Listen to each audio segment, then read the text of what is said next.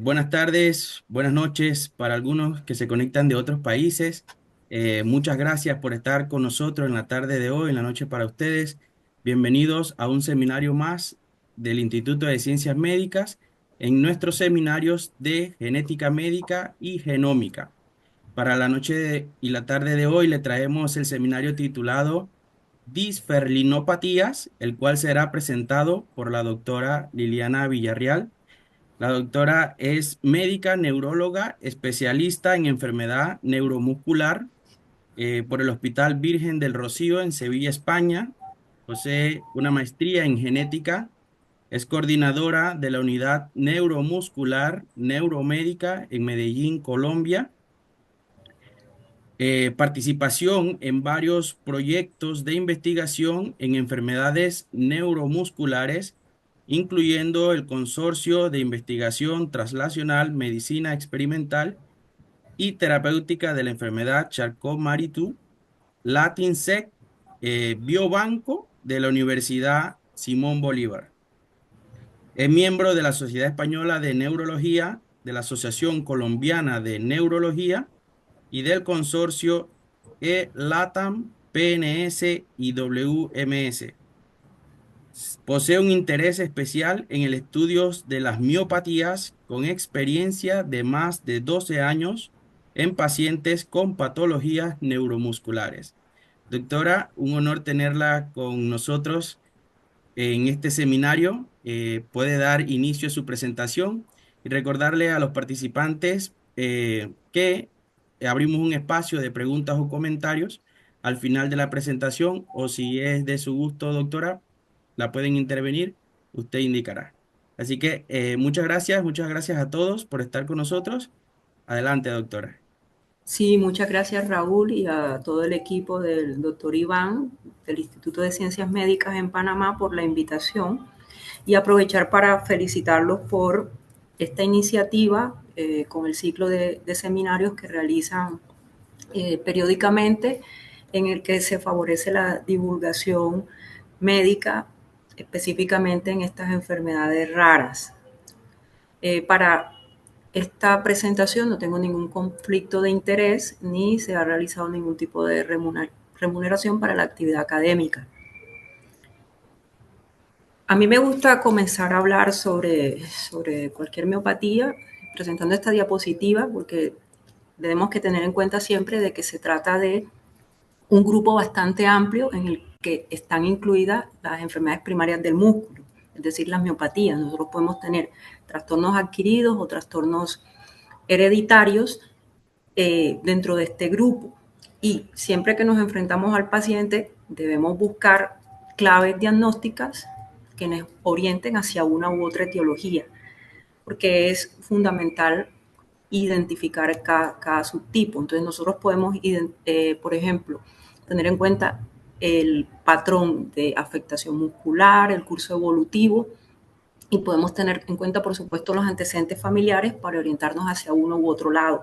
Pacientes que tienen una forma de inicio que es más lenta, un debut más temprano y una larga enfermedad, pues nos van a orientar hacia una miopatía hereditaria. Por el contrario, un inicio subagudo, más rápida progresión, especialmente en un adulto mayor, pues nos orienta hacia una causa adquirida, específicamente una miopatía inflamatoria. Nosotros, aunque esto es así a grandes rasgos, veremos como en el caso de la disferlinopatía que podemos encontrar algunas excepciones en este debut. Pero debemos tener en cuenta que del lado del grupo de las miopatías hereditarias el abanico es también bastante amplio. Encontramos el gran grupo de las miopatías congénitas, el grupo de las distrofias musculares, el grupo de las canalopatías, donde están las canalopatías asociadas al sodio, las miotonías congénitas o asociadas al cloro, por ejemplo, y el grupo de las miopatías metabólicas, donde destaca la glucogenosis, específicamente la enfermedad de Pompe, que es una de las miopatías que tiene tratamiento, y también está el grupo de las mitocondriales. Y específicamente en el grupo de las distrofias musculares también encontramos distintos subtipos. Es para todos conocido, cuando se habla de distrofia muscular, se viene a la mente la distrofia muscular de Duchenne. Si bien las distrofinopatías donde está Duchenne y Becker, es la más prevalente en el mundo, la más frecuente. Realmente, si sumamos el resto de grupos en total, cuando nos encontramos con un paciente es más probable encontrarnos con cualquiera de los otros subtipos. Entonces, es importante tener en mente esto y que no todos los pacientes que vemos nos quedemos en el concepto antiguo de clasificarlos como Duchenne o no Duchenne. Tenemos que el segundo lugar en frecuencia en el mundo está el grupo de la distrofia miotónica, que es la enfermedad de Steiner. La tercera en frecuencia es la distrofia fáculo-escapulohumeral, FSH. Y en cuarto lugar, globalmente, está el grupo de las distrofias de cintura, donde está incluida las diferlinopatías. Las distrofias musculares se sabe que es una enfermedad degenerativa del músculo, donde hay daño de la fibra y que causa en el paciente una debilidad muscular progresiva. Hay, en términos generales, la afectación de un único gen, tiene una herencia monogénica, aunque hay algunos pocos casos, como el caso de la distrofia FSH, que puede tener compromiso de dos genes, pero en general suele haber afectación de un único gen, siguiendo el patrón de herencia mendeliano, autosómico dominante, recesivo ligado al X. Pero hay que tener en cuenta que cada una de las distrofias musculares tiene sus particularidades. Y como decía, no todas son equiparables al concepto que se tiene con la distrofia muscular de Duchenne, que es una de las más agresivas. Según el patrón de afectación muscular, así vamos a encontrar características clínicas en cada uno de estos pacientes que nos sirven como claves diagnósticas. Además, pueden existir otras alteraciones esqueléticas que nos pueden orientar. Y como digo, cada una va a tener un pronóstico variable y comorbilidades también distintas. El concepto de distrofia muscular es principalmente un concepto anatomopatológico, por los hallazgos en la biopsia, que era lo que permitía en décadas pasadas identificar a estos pacientes, ¿cierto? Clasificarlos simplemente con el gran grupo de distrofia muscular. Y en la biopsia, ¿qué se encuentra? Pues la presencia de atrofia, con fibras atróficas redondeadas, presencia en grado variable de necrosis y regeneración, y presencia de incremento del tejido endomicial con incremento también de permeación por tejido graso y un grado variable de infiltración de linfocitos. Nosotros, viendo en particular cuál es la causa de las distrofias musculares de cintura, es sabido, pues se sabe que se debe a que existe, una afectación en un gen que se localiza a nivel del sarcolema o al nivel del sarcoplasma, y este gen va a codificar por alguna de las proteínas que tienen una función estructural o tienen una función enzimática dentro de la fibra muscular. Y si ocurre un defecto en alguno de estos genes, pues va a causar una proteína anómala que cumple una función importante dentro de la fibra muscular, y así va a ocurrir cada una de las condiciones. En el caso de las distrofias de cintura, estas pueden ser dominantes o recesivas. Esta es la clasificación inicial desde el año 1995, donde se denominaba con el número 1 a las dominantes y el caso de las recesivas con el número 2. Y esta fue una clasificación alfanumérica que estuvo vigente hasta hace unos 3 años aproximadamente, y fue agotada en la medida en que se describían nuevas patologías, porque se iba asignando una letra en la medida en que iban describiéndose nuevos locus genéticos. Si bien estas clasificaciones son controvertidas, ya que muchos autores, y además lo realizamos es común en la práctica clínica, que principalmente denominemos a estas condiciones según la proteína que se encuentra afecta, de tal forma que denominamos calpainopatías, distroglicanopatías, diferlinopatías, por ejemplo. Esta es la clasificación nueva que se presenta en la reunión del Consorcio Europeo de Enfermedades Neuromusculares en NARNE, y se sustituye el número 1 por la letra D para las dominantes y la letra R sustituye el 2 para las recesivas. Acá se excluyen algunas patologías que representan entidades concretas como POMPE, que antes estaba incluida acá, y se incluyen otras que no estaban, como las miopatías relacionadas al colágeno. Las diferlinopatías en esta clasificación están designadas con con este, que es el R2. Previamente eran conocidas con la codificación alfanumérica 2B. En cuanto a la epidemiología de las distrofias musculares, pues esta es aproximadamente 16 casos por 100.000, por supuesto variando en determinadas comunidades o países. En el caso de las distrofias musculares de cintura, esta a nivel global representa el cuarto grupo en frecuencia, como comentamos al inicio, pero en algunos países puede ser la segunda en frecuencia después de la distrofia muscular en Duchenne, como pasa por ejemplo en Reino Unido o México, según las series reportadas, que ocupa el segundo lugar en frecuencia. A nivel global, las distrofias de cintura más frecuentes son las calpainopatías y las diferlinopatías. Las calpainopatías representan hasta el 30% de los casos y es la más frecuente en Brasil, en el sur de Europa, países como España, Italia, también en Rusia y Australia. Y la diferlinopatía es más frecuente en Estados Unidos, México y Japón. Específicamente lo que decía, la diferlinopatía es muy frecuente en Japón y también es bastante frecuente en países donde existe una alta consanguinidad, como países del norte de África, países como Israel, Arabia Saudita, Irán o la India. Y probablemente también en Colombia es la más frecuente y específicamente en la zona donde desempeño mi labor, que es Antioquia, que hay una alta consanguinidad, también encontramos un grupo importante de pacientes. Nosotros no contamos con registros nacional como existen en algunos países europeos o asiáticos, que existen registros específicos para esta condición.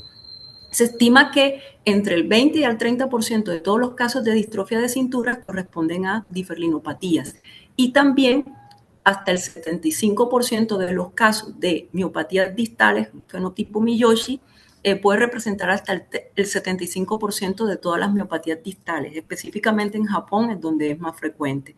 También las diferlinopatías es la segunda en frecuencia en países como Italia y España. Datos a nivel de Latinoamérica. Entonces hay un estudio en población chilena y encontramos que acá parece ser también la distrofia de cintura más frecuente, representando el 22% de los casos.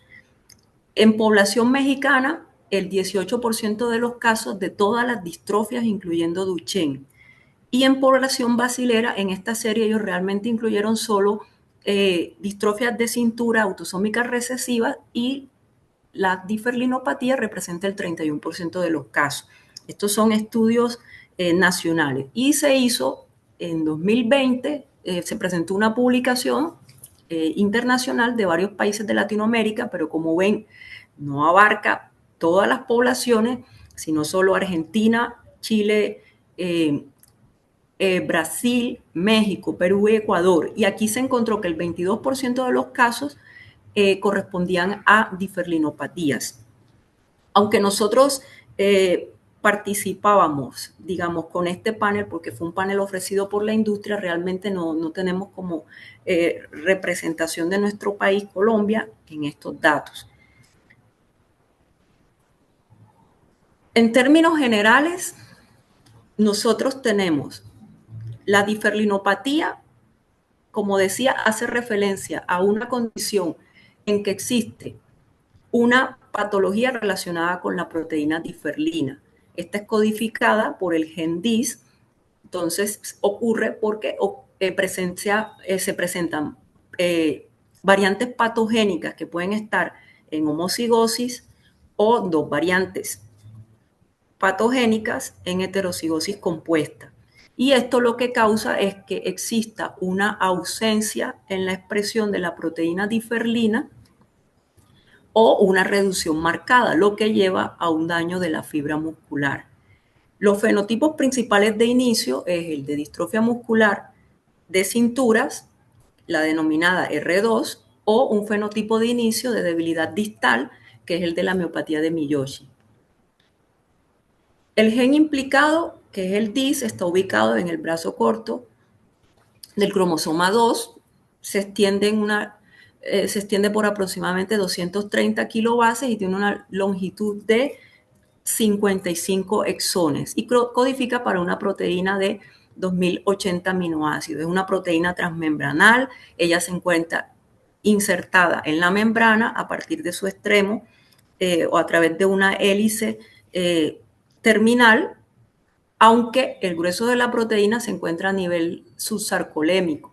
Es una proteína que pertenece a la familia de las ferlinas y este grupo de proteínas se caracteriza porque tienen unos dominios C que tienen una afinidad por calcio.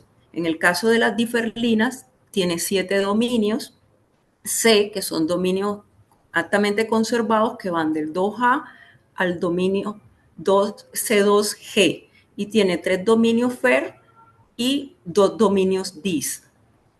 Cada uno de estos dominios tiene una afinidad variable por calcio, lo que permite que realice su función biológica.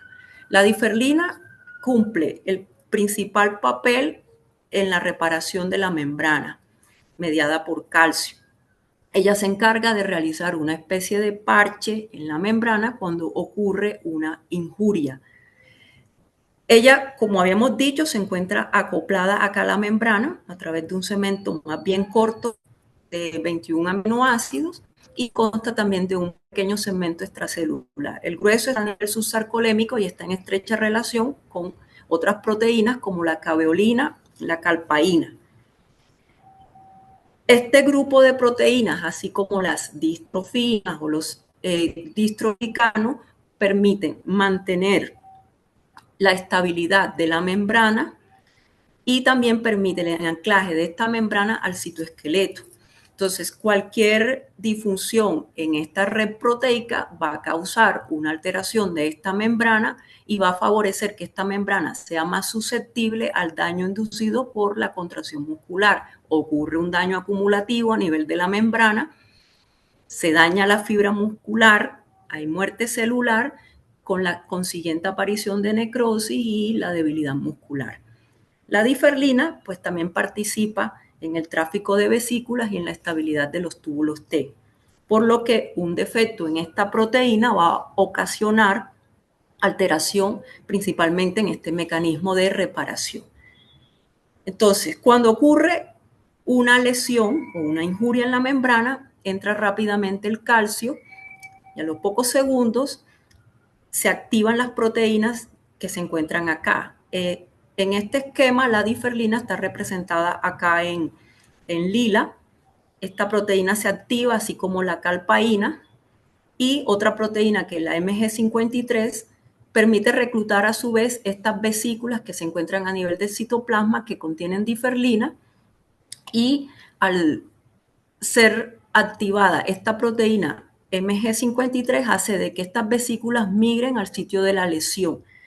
Mediante adhesinas y las mismas diferlinas ocurre una fusión entre estas vesículas y a su vez ocurre la fusión de estas vesículas con la membrana la membrana de la fibra muscular o el sarcolema y permite que se genere una especie de parche que permite reparar la membrana. Al ocurrir, por supuesto, un defecto genético, esta función biológica de la diferlina pues no va a poder darse. También es común que en la diferlina haya presencia de inflamación. En las biopsias musculares de este subtipo de distrofia hay presencia de inflamación.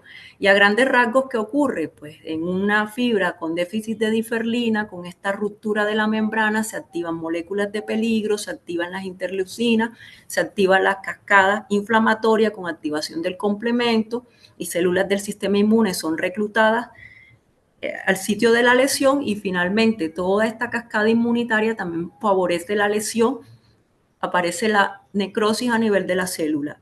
También se ha descrito que los macrófagos desempeñan un papel clave en esta respuesta inflamatoria en las diferlinopatías. Desde el punto de vista clínico, ¿qué nos encontramos? Pues los pacientes con diferlinopatías tienen un debut al final de la segunda década de vida al final de la segunda década de vida o inicios de la tercera, es decir, inicia en adultos jóvenes. En el estudio COS, que es un estudio largo de historia natural, un estudio internacional, con 193 pacientes se vio que la media de inicio de esta condición era de 19 años, con un rango entre los 3 y los 60 años. Hay formas de inicio tardío que pueden iniciar en pacientes por encima de los 30 años, que esto se estudió por un grupo francés y se denominó pues la forma de late onset. Sin embargo, se vio que estas formas pues también tienen un inicio antes de los 40. La media de inicio de esta condición fue de 37 años. Realmente la gran mayoría de los pacientes inician en torno a los 20 o 40 años. En el estudio COS, el 77% de los pacientes tenían un debut antes de los 25 años. Y algo que es muy importante y es que estos pacientes antes del debut clínico no tienen ningún síntoma, realizan actividad física normal, incluso realizan actividad física o deportes de alto rendimiento. Nosotros tuvimos la oportunidad, bueno, tenemos la oportunidad de tener en la consulta un paciente que incluso era futbolista en divisiones inferiores de un equipo profesional o un pesista que hacía halterofilia preolímpica. Y en el estudio COS se vio que hasta el 80% de los pacientes realizaban deporte frecuentemente o actividad física frecuente y hasta un 50% más de 2 o 3 veces por semana.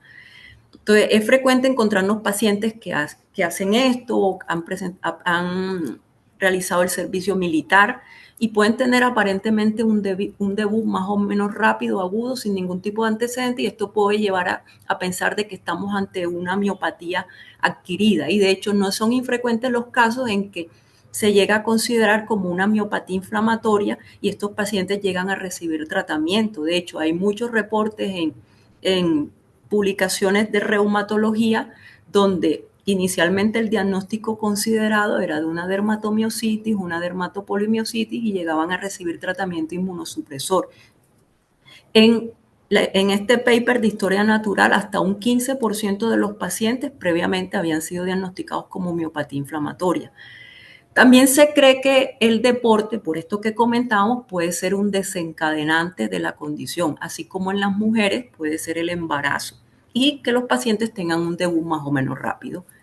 Entonces nosotros, en cuanto a los síntomas de inicio que pueden tener los pacientes, pues son pacientes que van a tener dificultad para levantarse de una silla, del sanitario, dificultad para subir escaleras, levantarse del suelo o ponerse de cuclillas. Y los agrupamos en dos grandes fenotipos de inicio, que son el fenotipo Miyoshi. El paciente tiene una debilidad sobre todo en compartimiento posterior de piernas, compromiso de gemelos y de sóleos, y la debilidad característica de cintura escapular y cintura pélvica, comprometiendo sobre todo miembros inferiores a nivel de compartimiento posterior. Algo característico que habría que indagar en el paciente y es que, por ejemplo, de forma muy precoz estos pacientes tienen limitaciones para ponerse de punta de pie por el compromiso de gemelos. Y también algo característico es que los niveles de CK en estos pacientes son muy elevados, pueden estar elevados hasta 20 o 150 veces el límite superior de la normalidad. Y puede ocurrir que estos pacientes, la primera vez que se hacen una determinación, puedan ser contactados y derivados por el laboratorio al servicio de urgencias debido a estos valores tan elevados que tienen. Esta imagen corresponde a el fenotipo clásico de disferloneopatía o cómo son las piernas, los miembros inferiores de estos pacientes, que son unas piernas muy atróficas por la afectación de gemelos y con el curso evolutivo también de tibial anterior y la atrofia marcada de muslos. Entonces, esto lo observamos típicamente en un paciente. Igual, si no se está familiarizado, se puede llegar a confundir este fenotipo con un paciente con Charcot-Marie. Sí, perdón. Entonces, ¿qué vamos a tener en cuenta? Por supuesto, que en la exploración clínica, pues el paciente no va a tener afectación sensitiva, pues no va a tener anormalidades en pies, aunque algunos Charcot puede que no sea evidente la presencia de pies cabos.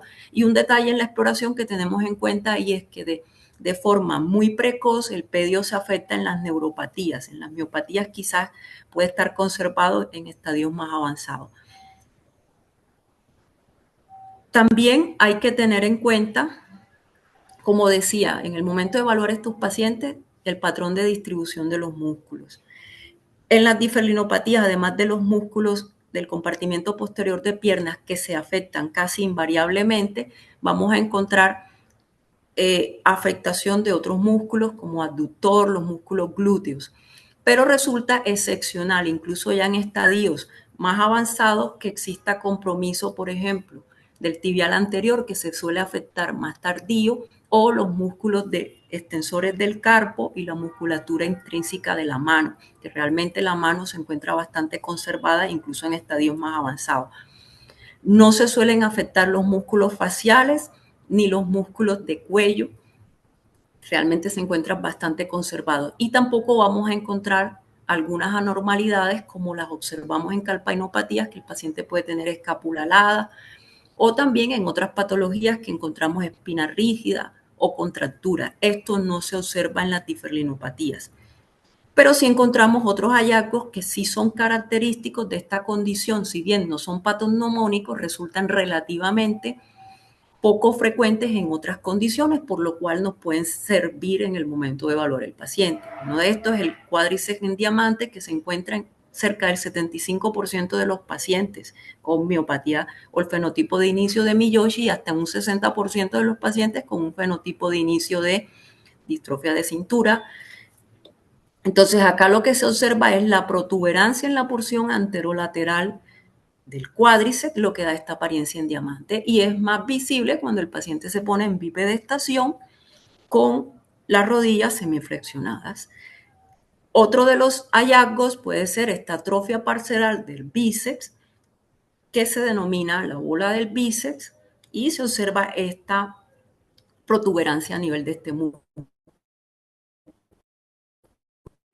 Esto lo podemos encontrar hasta un 40% de los casos. Aproximadamente los casos es el signo de la cabeza de becerro, donde hay una atrofia variable o una cierta hipertrofia de los músculos del hombro, y a nivel periescapular, lo que generaría esta apariencia.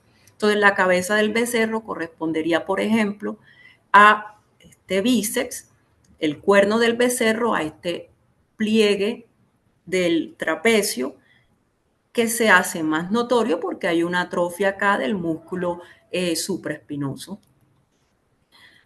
Otros fenotipos que podemos tener de inicio, además del de Miyoshi y el de la debilidad de cinturas, es el fenotipo de miopatía proximodistal. Realmente este no es tan infrecuente. Son pacientes que tienen al debut más o menos igual afectación tanto distal como proximal, o que tienen un inicio distal y que rápidamente aparece la debilidad proximal. En la serie francesa, por ejemplo, este era el fenotipo más frecuente, hasta el 35% de los casos. Y en la casuística nuestra también, este es una de las formas de debut más frecuentes, junto con la miopatía de Miyoshi, representando el 37% de nuestros casos. Estos fenotipos sí son más raros, el de la miopatía o la debilidad del tibial anterior. Realmente han descrito pocos casos, fue descrito inicialmente por el grupo de San Pau, de la profesora Isabelilla, y describían pacientes que su debut era por compromiso del músculo tibial, presentaban contracturas precoces y luego la afectación de cinturas, con una pérdida de marcha en torno a los 10 o 20 años.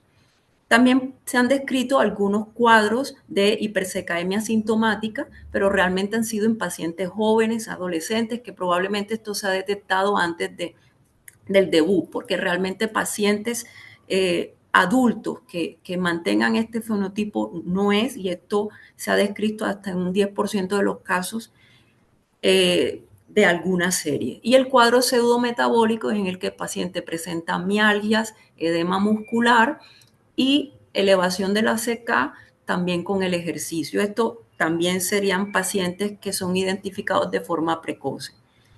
Hay unos muy pocos casos, de hecho menos de 10 casos en el mundo, en que se ha diagnosticado unas diferlinopatías congénitas, una forma de distrofia muscular congénita. 2 casos fueron presentados por primera vez en Sevilla, y el paciente presentaba, o pues los niños, una hipotonía neonatal, tenían retraso en adquisiciones motoras y presentaban una debilidad de cinturas con una progresión de la debilidad en el tiempo. Realmente existe una variabilidad fenotípica en la diferlinopatía. Si bien hemos dicho que están los dos fenotipos principales de inicio, que es Miyoshi y la debilidad de cintura, realmente con la evolución hay un solapamiento de los fenotipos. Hay una variabilidad también inter e intrafamiliar. Se han evaluado casos de hermanos, por supuesto con las mismas variantes patogénicas, que pueden debutar con uno u otro fenotipo y pueden presentarse a edades distintas. Esto también se ha visto en poblaciones cerradas, como en poblaciones de nativos canadienses, donde con la misma carga genética pueden tener una presentación distinta y una edad de inicio diferente. Específicamente se ha evaluado esto con escalas funcionales y con seguimiento mediante resonancia en estos fenotipos de inicio, y se ve que no existe ninguna diferencia en cuanto al pronóstico, la velocidad de progresión, el genotipo o los cambios que hay en resonancia. Son muy similares entre ellos, lo que hace considerar que realmente se trata de una misma condición y que son espectros de esta misma condición, que son las miopatías relacionadas con diferlina. La progresión de la discapacidad en estas condiciones es variable, encontrándonos pacientes que tienen una gran discapacidad. En el estudio COS, que es el que mencionaba previamente, que es un estudio grande de historia natural, el 76% de los pacientes incluidos conservaban la marcha. Acá la media de pacientes reclutados, la media de edad fue de 40 años y un rango entre 13 años y 88, lo cual resulta un porcentaje importante, porque hay que recordar que no podemos como equiparar a nivel pronóstico estas condiciones con la distrofia muscular de Duchenne, que a veces al no estar familiarizados con esto se puede caer en la tendencia de ofrecer información de pronto un poco precisa a nuestros pacientes. Los pacientes pueden llegar a perder la deambulación, aunque hay pacientes que pueden mantenerse más o menos estable o con una progresión más lenta a lo largo de décadas. La pérdida de deambulación puede ocurrir tan rápidamente como a los 5 años desde el inicio de los síntomas o hasta los 35 años. En una serie japonesa se encontró que puede ser, la media era de 21 años desde el inicio de los síntomas. Clásicamente no existe compromiso cardíaco o respiratorio en este subtipo de distrofia, y si lo hay, puede ser más bien leve o benigno.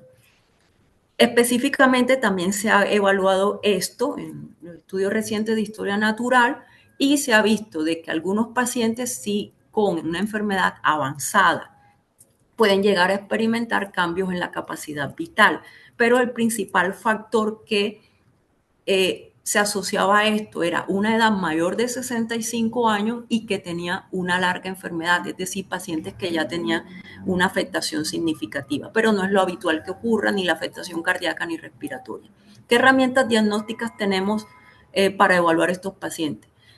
Por supuesto, en cualquier paciente que estamos estudiando una miopatía es necesario hacer una determinación de CK. Como lo vimos, van a ser niveles de CK muy elevados, que pueden ser hasta 150 veces el límite superior. El electromiograma, más bien su utilidad sería para descartar otras condiciones, como un cuadro neurógeno, por ejemplo, un Charcot-Marie-Tooth, como se mencionó. Acá en la distrofinopatía podemos encontrar en el estudio agudo un patrón miopático o incluso una electromiografía normal. La resonancia también resulta de utilidad porque existen patrones característicos en las diferlinas.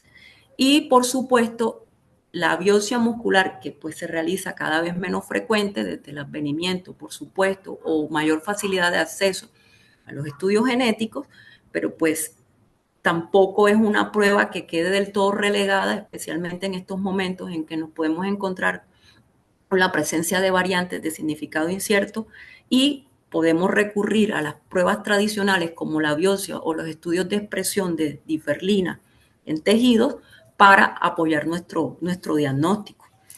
Tradicionalmente, el diagnóstico se hacía realizando la biopsia o haciendo los estudios de expresión, precisamente porque no era fácil acceder a la secuenciación del gen, precisamente por los altos costos o por lo laborioso que era hacer la secuenciación de un gen largo.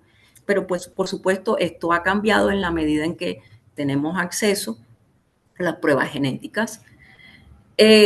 Algunas pinceladas sobre la resonancia.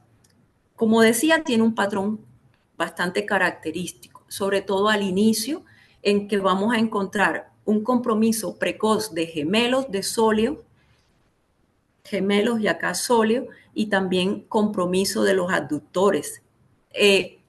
En la mayoría de los casos, más del 90%, la afectación más severa va a ser también de los músculos del compartimiento posterior, como son semitendinosos, semimembranosos y los bíceps. Y vamos a encontrar que en estadios moderados o incluso avanzados se respeta los músculos sartorio y gracilis y recto anterior e incluso el tibial anterior. Esto es bastante característico de la condición y digamos, se presenta tanto en el fenotipo de inicio Miyoshi como el fenotipo de debilidad de cintura y es bastante frecuente estos hallazgos. También algo que tenemos que tener en cuenta y es que los pacientes de forma temprana podemos observar la presencia de edema en la resonancia a nivel de glúteos, cuádriceps, los aductores y por supuesto compartimiento posterior de pierna. Y si es un paciente que tiene un inicio más o menos abrupto, rápido, con estas secas tan elevadas y nos encontramos la presencia de edema en resonancia, pues lo primero que se va a pensar es que se trata de una miopatía inflamatoria, llevándonos a un error diagnóstico y una implementación de terapéuticas inapropiadas. En la biopsia muscular, nosotros nos encontramos dos patrones, que puede ser el clásico patrón distrófico o podemos encontrar pues unos cambios miopáticos más inespecíficos con una variabilidad leve en el tamaño de las fibras, algunos núcleos internos. Y lo que sí es bastante particular es que nos encontramos la presencia de inflamación. Entonces hay presencia de infiltrado inflamatorio que puede ser de tipo monoclonal, perdón, de tipo mononuclear, tipo macrófagos o linfocitos TCD4 y también vamos a encontrar sobreexpresión en algunos casos de HLA clase 1 y MAC.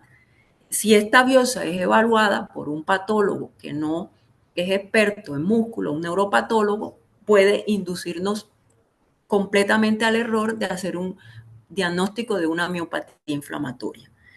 Realmente un patólogo experimentado, en la mayoría de los casos, puede discriminar un patrón distrófico con presencia de inflamación o una miopatía de inflamación, discriminarla de las clásicas miopatías inflamatorias como una dermatomiositis, una miositis inmunomediada, una polimiositis que tienen pues unos hallazgos anatomopatológicos específicos.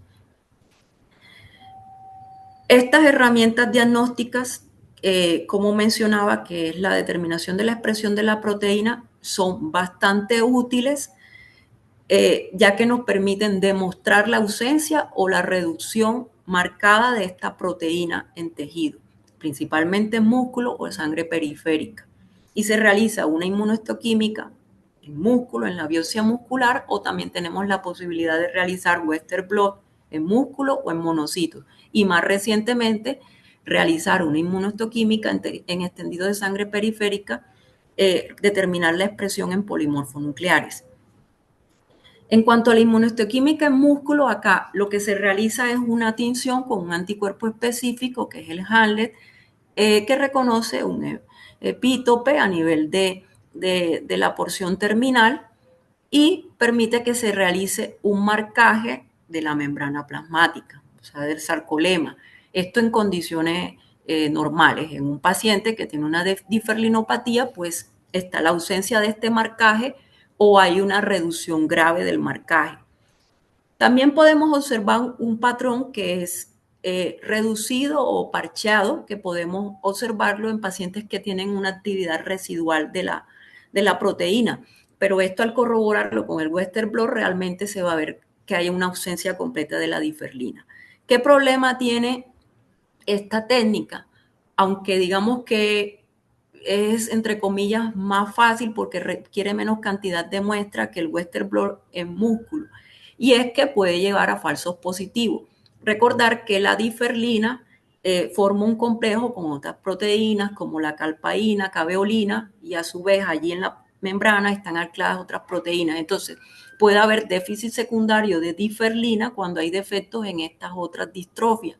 Entonces, puede generar el desanclaje de la diferlina en la membrana y llevar a que se observe un marcaje negativo cuando en realidad es un defecto secundario de la diferlina por patologías a nivel de las otras proteínas. Pero si se realiza un Western blot, realmente la expresión de la diferlina va a estar normal, en músculo o en monocitos. Como la biopsia muscular, simplemente realizando la inmunohistoquímica, tenía estos problemas, realmente las técnicas de elección previas para el diagnóstico es la realización de Western blot, o en músculo o en monocito. Y esto está validado, existe una adecuada correlación tanto en pacientes con diferlinopatía como en sujetos sanos. Y se ha demostrado, por ejemplo, que al realizar Western blot en músculo y existe una reducción de la expresión de menos del 20%, esto es compatible con pacientes que tienen un defecto primario en la diferlina o pacientes con diferlinopatía. Realmente es una técnica muy específica para identificar las diferlinopatías primarias. Da muy pocos falsos negativos. La desventaja que tiene es que, por supuesto, es una técnica invasiva, no es fiable en músculos en estado terminal y se requiere que se realice en centros especializados, por lo que no está disponible para todos o en nuestra práctica rutinaria. Y precisamente por lo anterior se validó la técnica del Western blot en monocitos.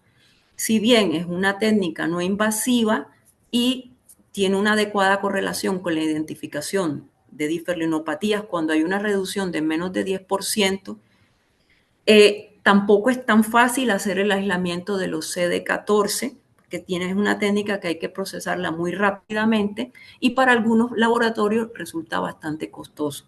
Se pueden generar algunos falsos negativos, ya que la isoforma que está en leucocitos, en monocitos, es una isoforma que no cuenta con el exón 17, que sí está presente en las células musculares o las fibras musculares. Entonces, en estos casos, si la variante patogénica está allí, puede dar un falso negativo.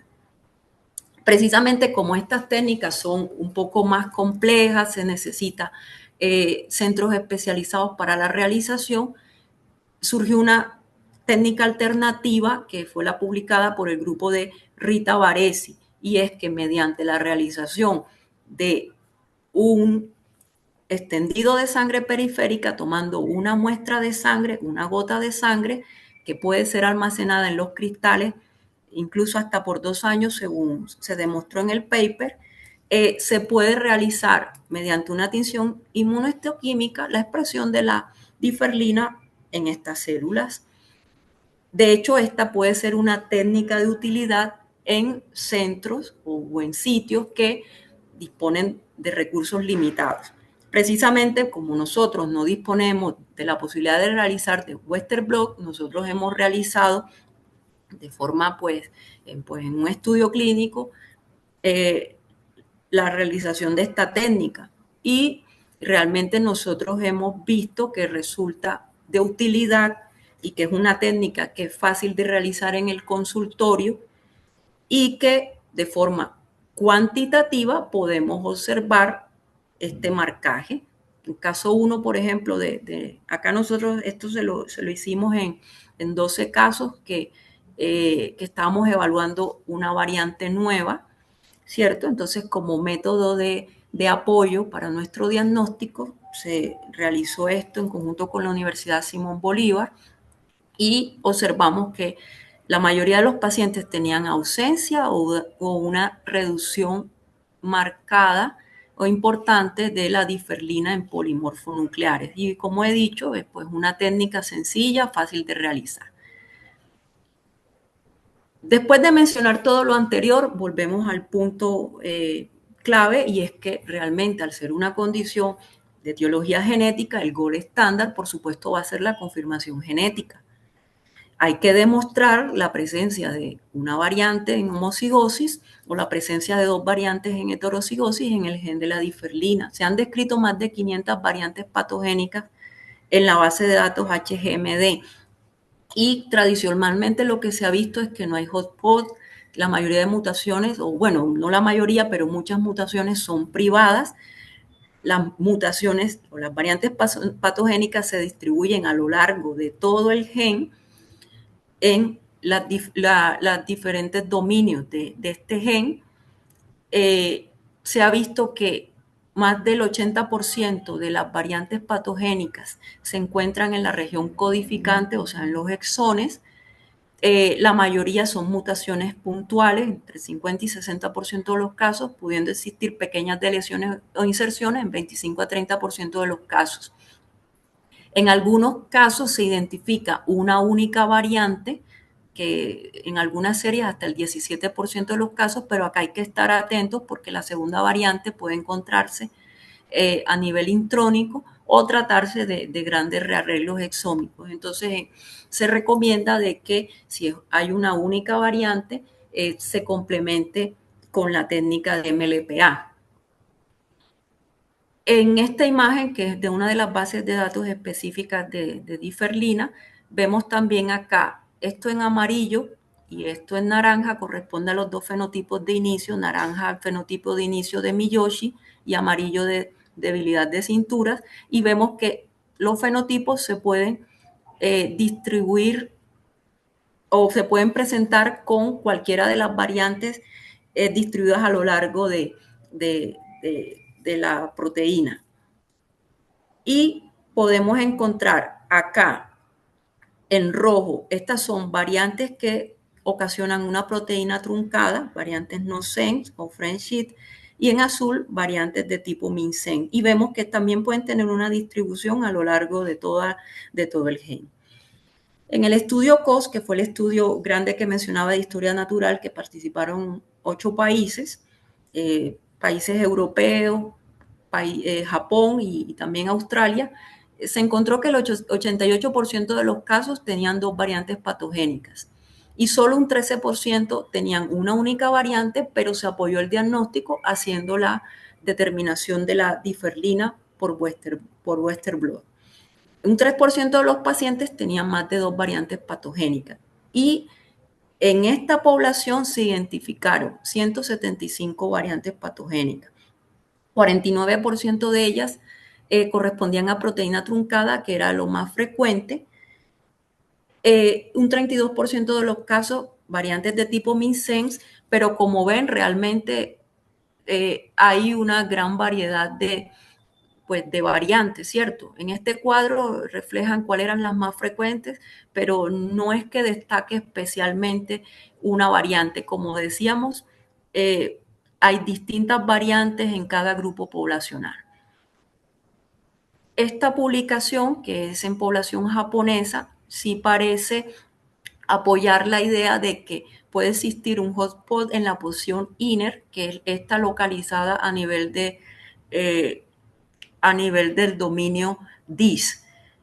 Ellos evaluaron 209 casos y encontraron que existían 90 variantes patogénicas. De estas, habían 27 de tipo min-sense y de estas 27, el 60% de los casos correspondía a esta variante que vemos acá, que es la 2997, que parece ser una variante muy frecuente en población japonesa. Representó el 33% de todos los casos, encontrándose en heterocigosis compuesta en 44 casos y en 26 casos en homocigosis. Pero realmente, si observamos la distribución de todas las variantes, estas se encuentran a lo largo de toda la proteína. Esto lo presento pues para mostrar que existen estas bases de datos específicas para apoyarnos a la hora de evaluar estos casos. Está la UMD-DIS. Esta nos muestra todos los posibles cambios que podemos encontrarnos a lo largo de toda la secuencia del gen. con cada uno de los dominios, y también está esta base de datos que es la de Leiden.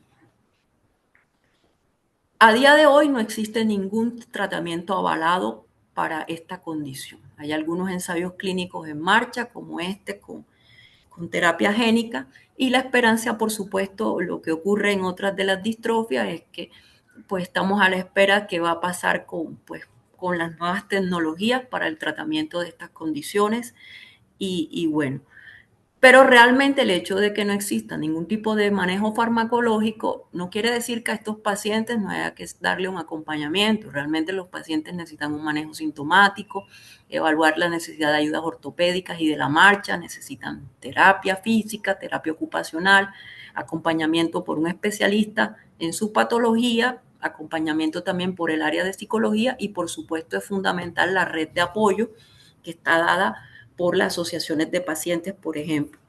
Acá mencionar que esta es una de las, pues podría ser la principal fundación o asociación a nivel internacional de pacientes con diferlinopatía y es la que principalmente fomenta la investigación en esta condición. Y bueno, eso es lo que quería comentar. Estamos entonces abiertos a sus comentarios.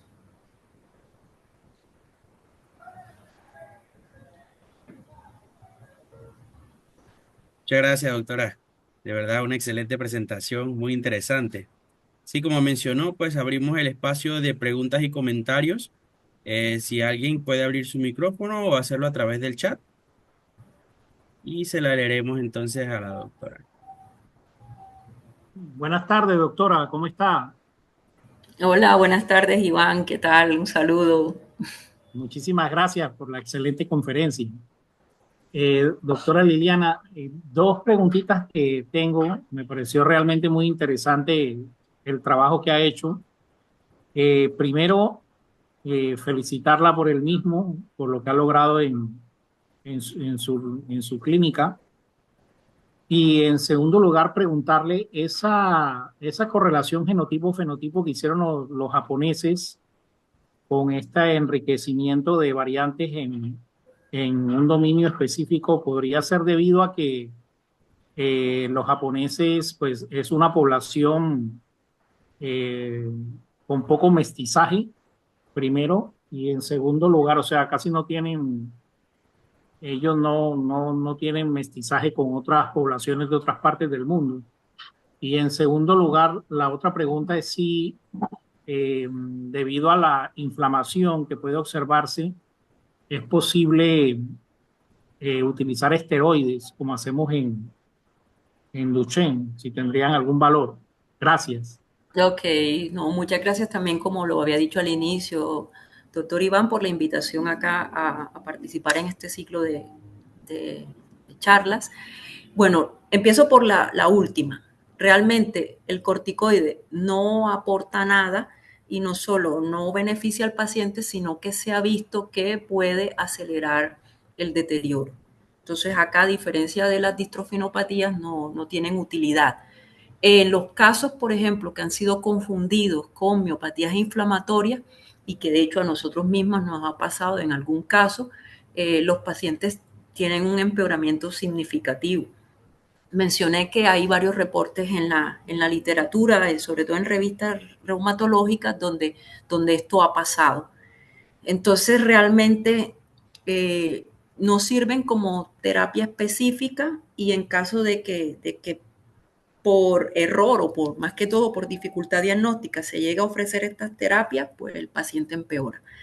Y en la otra, yo creo que existe esa posibilidad. Realmente es una población con una carga genética bastante homogénea en los japoneses y realmente es la única población donde se ha visto, donde está este aparente punto caliente de variantes. El resto de poblaciones o registros internacionales que hay, como el registro de Reino Unido o registro italiano, que tienen muchos pacientes, o incluso los brasileros, realmente no se han visto que haya una preferencia de las variantes por determinados dominios. Entonces sí puede ser que esto pase allí precisamente por el poco mestizaje que tienen ellos.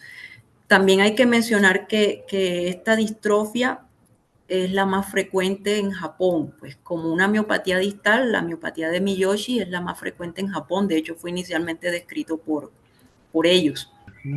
Bueno, bueno, doctora, creo que no hay preguntas o no hay más preguntas ni comentarios.